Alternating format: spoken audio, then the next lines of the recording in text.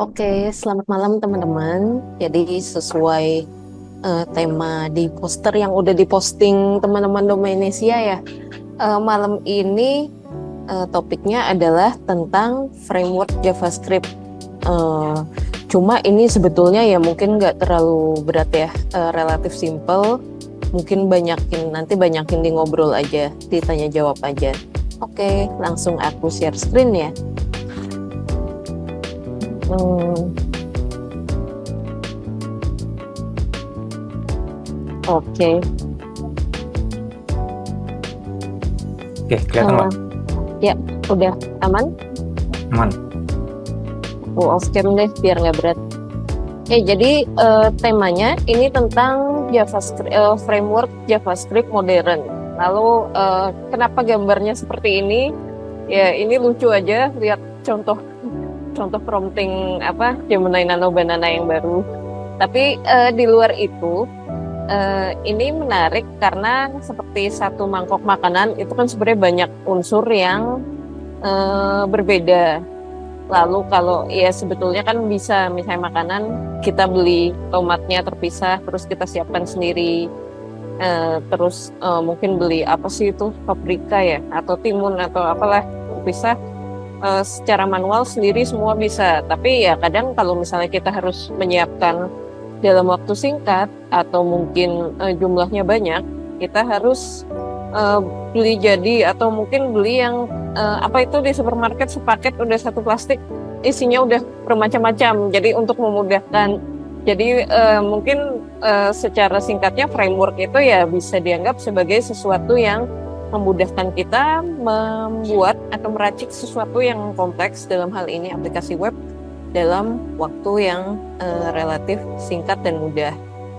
Tapi sebelum masuk pembahasan yang lebih detail, eh, terminologi framework sendiri ini sebetulnya menarik ya, karena dia bukan istilah teknis. Kalau istilah teknis kan pasti ada penjelasan yang spesifik. Sedangkan framework itu ya kayak dalam hal ini konteksnya web framework itu lebih kayak terminologi yang general aja untuk memudahkan. Tapi sebetulnya yang disebut dengan framework ini bisa jadi merupakan UI library, misalnya contohnya React, atau bahkan compiler. Compiler seperti Svelte dan Solid. Nah, jadi Svelte itu kalau build time itu dibuild jadi JavaScript biasa. Jadi sebetulnya website yang menggunakan Svelte pas dijalanin itu Svelte-nya sendiri sudah nggak ada, sudah berubah jadi JavaScript biasa.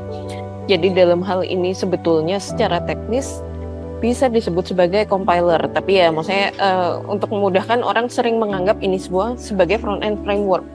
Sedangkan yang lebih bisa dibilang lebih saklek ya mengikuti definisi framework itu seperti Angular dan Vue.js yang dimana itu ada routernya, ada state-nya, jadi lebih terstruktur. Nah, selain itu ada lagi yang bikin agak ribet lagi, meta framework itu seperti framework di atas framework. Jadi misalnya React itu kan belum punya routing sendiri, ya state management ada, tapi mungkin butuh orang sering harus pakai library lain, lalu kebutuhan lainnya itu banyak yang buat meta framework untuk memudahkan membuat aplikasi web yang lengkap atau siap deploy di atas library compiler dan framework tadi. Jadi nanti waktu kita membahas framework ini harap dimengerti saja bahwa sebetulnya ini bisa bermacam-macam karakternya. Oke, nah kan judulnya Modern JavaScript Framework ya. Eh, tapi kan sebetulnya web framework sendiri itu bukan hal yang baru. Dari dulu sebetulnya sejak lama tuh sudah ada. Kayak misalnya di sini ada Laravel contohnya. Sampai sekarang pun itu sangat populer ya. Pasti banyak teman-teman yang sekarang masih pakai. Terus ada juga Ruby on Rails, di Python ada Django, dan mungkin masih banyak lagi. Nah, jadi framework web itu rata-rata ya semua berjalan di server side. Nah, terus arsitekturnya cenderung ke MVC, model controller, lalu view. Nah, di sisi view-nya itu ya udah tinggal merender HTML, CSS biasa.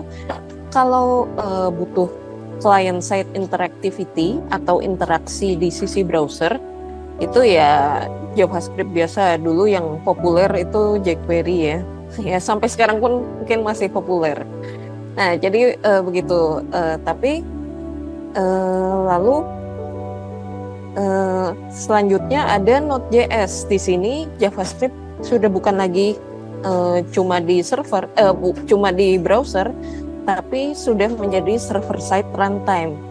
Lalu Node.js ini pun ya sampai sekarang masih banyak dipakai, dan mulai 2010-an, 2011, 12 dan seterusnya itu cukup banyak framework. Tapi framework ini framework yang khusus berjalan di Node.js. Misalnya ada Express, itu sampai sekarang masih cukup banyak dipakai.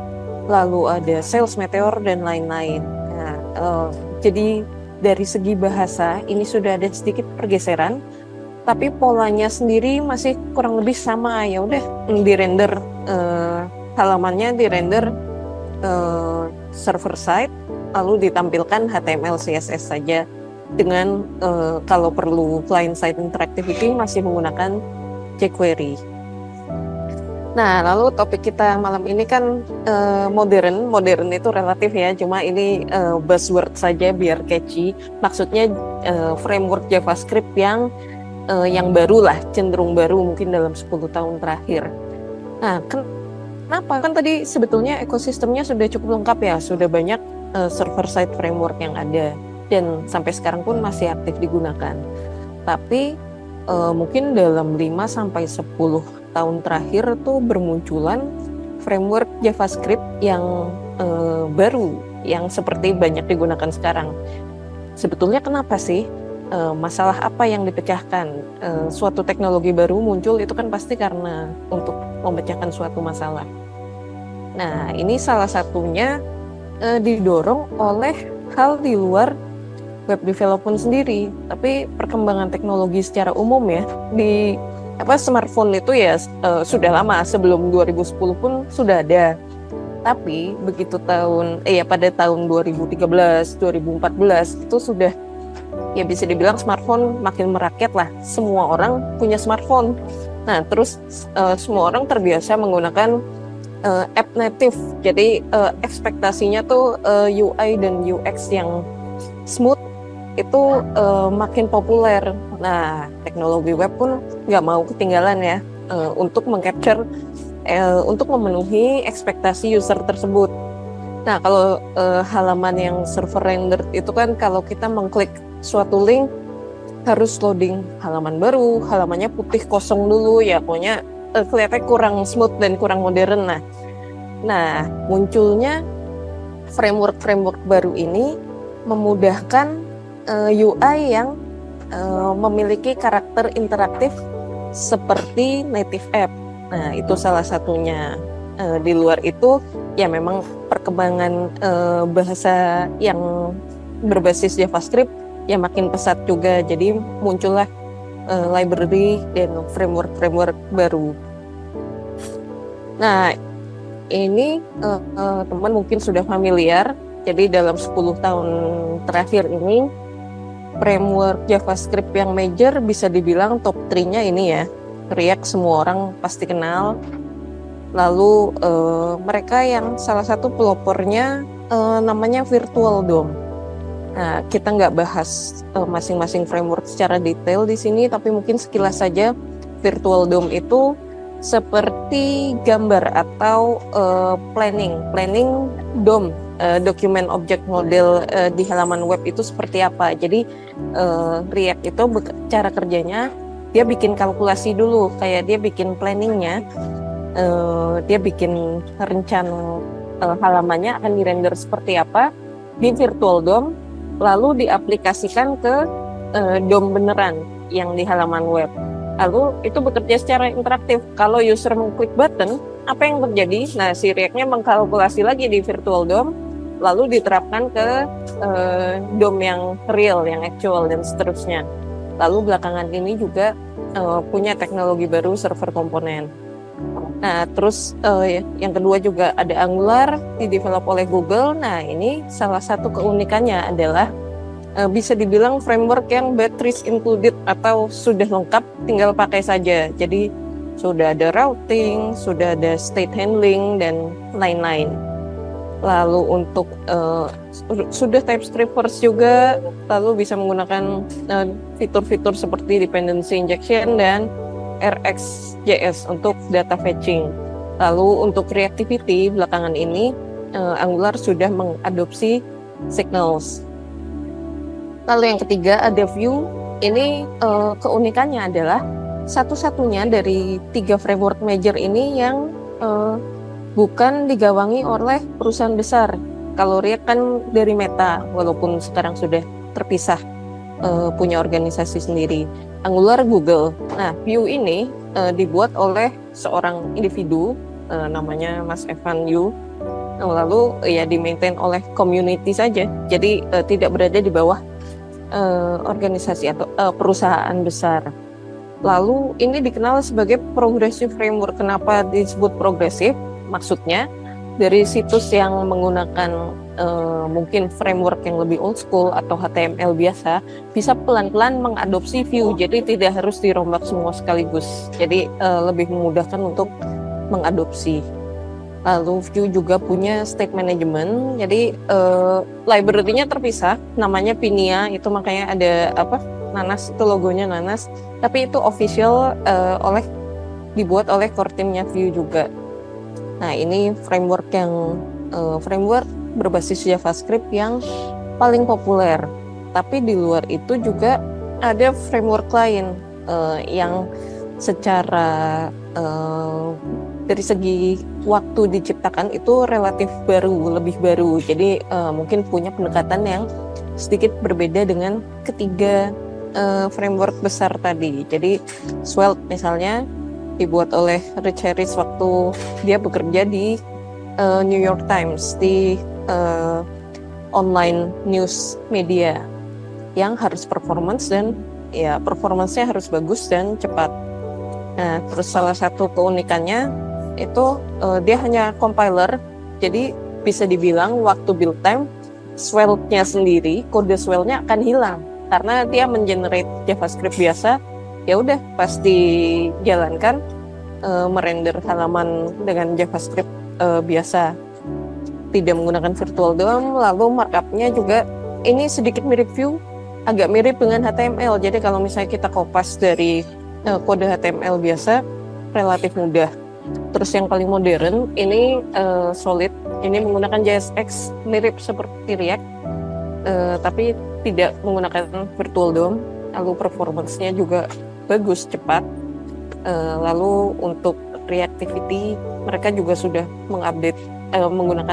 mengadopsi signals, tapi kekurangannya adalah kekurangan dalam tanda kutip, ini kurang populer. Jadi ya mungkin tutorial atau contohnya belum terlalu banyak. Itu gambaran besar tentang framework yang ada. Lalu ada lagi nih, tadi udah ada framework, sekarang ada meta framework. Nah, lagi-lagi sebenarnya kenapa meta framework ini muncul? Masalah apa yang ingin dipecahkan oleh meta framework? Nah, mungkin bukan masalah, tapi gap apa yang perlu diisi oleh meta framework ini. Nah, framework tadi kan masih banyak hal-hal yang harus kita handling secara manual. Misalnya ya routing atau data fetching dan lain-lain. Nah, untuk bisa membuat aplikasi web yang siap masuk production itu agak repot juga kalau developer harus atau masing-masing tim, masing-masing developer harus menghandle itu satu persatu secara manual. Maka muncullah meta framework.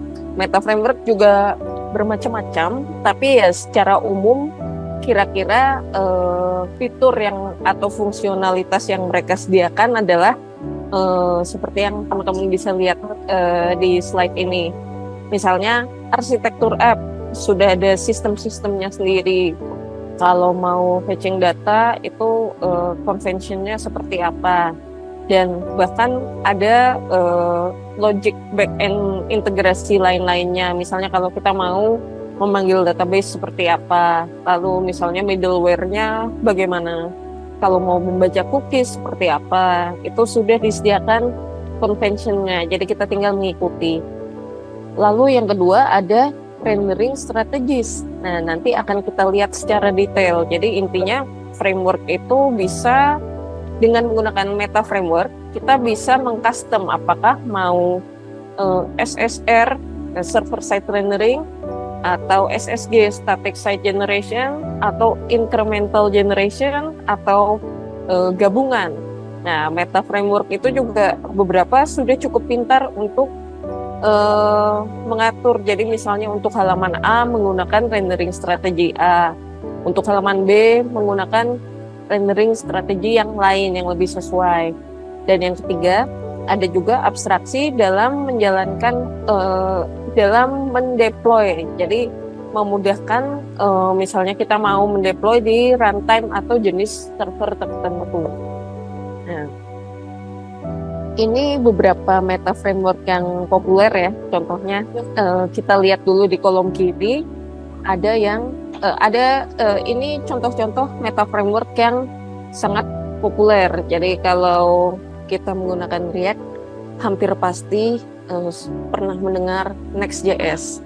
Sekarang pun teman-teman siapa yang sekarang sukanya vibe coding, mengenerate kode, atau bukan vibe coding tapi mungkin AI assisted coding ya, mengenerate kode dari aplikasi LLM atau layanan-layanan AI seperti V0 dan lain JS dan React. Jadi itu salah satu contoh popularitasnya. Bagaimana kalau kita nggak pakai React, kita pakainya Vue? Nah, yang paling terkenal adalah Nuxt untuk Vue ecosystem. Lalu selain itu juga untuk React ada Remix, tapi sekarang Remix yang nih agak ribet sih ini. Remix yang sekarang sudah diintegrasikan ke React Router yang framework mode. Tapi lalu tim Remix itu membuat Remix versi baru yang menggunakan Preact. Preact itu alternatifnya React yang lebih ringan. Ya, pokoknya memang selalu berubah. Terus yang paling unik, ini yang di bawah ada Astro. Jadi Astro ini meta framework yang bisa dibilang agnostik dalam hal front-end framework. Maksudnya apa? Maksudnya kita bisa memilih pakai React, pakai Vue, pakai Svelte, bahkan yang aneh-aneh, pakai Solid, Alpine, dan lain-lain, atau bahkan tidak menggunakan front-end framework sama sekali. Pakai format komponen bawaan Astro, itu pun bisa. Jadi fokusnya Astro adalah membuat content site yang performance-nya sangat baik. Lalu dengan menggunakan teknologi-teknologi seperti islands, client islands, server islands, dan hydration. Nah, di luar itu masih banyak meta framework yang lainnya yang lebih baru, dan bisa dibilang meta framework baru ini menyesuaikan teknologi-teknologi yang baru muncul di dunia development dan ya software development secara general.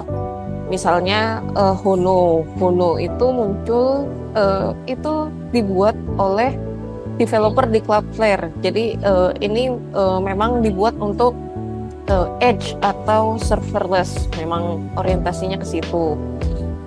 Lalu Elysia itu untuk ban, karena selama bertahun-tahun JavaScript runtime itu kan cuma Node ya, cuma satu. Cuma sekarang ada ban, ada Dino, terus jadi bermunculan framework, meta framework yang menggunakan runtime tersebut. Misalnya Elysia untuk ban, Fresh itu untuk Deno. Nah, ini yang menarik dari Fresh ini, tidak membutuhkan build step. Kita ngetik TypeScript itu bisa langsung, karena Deno-nya sendiri itu langsung bisa mengeksekusi TypeScript. Nah, Deno ini yang bikin sebetulnya kreatornya Node juga. Jadi menarik sih. Terus yang tahun ini mungkin banyak muncul adalah TenStack Start. Itu bagian dari suite atau sekelompok library yang dinamakan TenStack. Jadi sebetulnya sebelumnya hanya router, stack router, tapi lalu dibikin menjadi Meta Framework. Ini juga menggunakan React, tapi kelihatannya akan bisa menggunakan Solid atau bahasa JSX lainnya juga. Jadi pilihannya sangat banyak sekali. Nah, mungkin teman-teman notice ya, ini tuh, Angular mana? Kok nggak ada Meta Framework-nya? Ada tulisannya kecil di bawah tuh. Angular punya sebetulnya namanya Analog.js, tapi memang tidak terlalu prominent, tidak terlalu populer. Ada yang bisa menebak kenapa? Mungkin bisa tulis di chat. Nah, jadi jawabannya karena Angular sendiri itu tadi sudah batteries included atau sudah lengkap, semuanya sudah ada. Jadi kebutuhan untuk Meta Framework tidak sebesar kebutuhan Meta Framework untuk React atau Vue atau Svelte dan lain-lain. Lalu yang nggak masuk ke sini karena space-nya nggak muat itu SvelteKit. SvelteKit adalah Meta Framework resmi yang dibuat oleh tim Svelte.